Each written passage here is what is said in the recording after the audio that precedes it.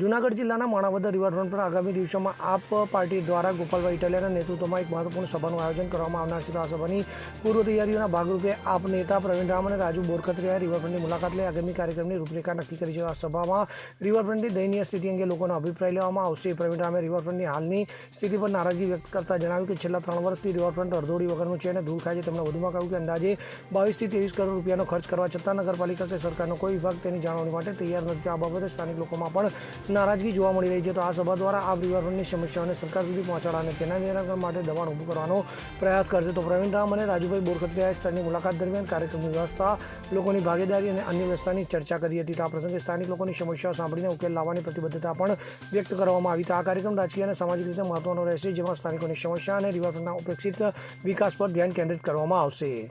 Bureau report, CN24 news.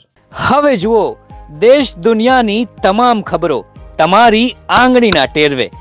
ઉઠાવો mobile અને Google Play Store પરથી ડાઉનલોડ કરો અમારી CN24 ન્યૂઝ મોબાઈલ એપ.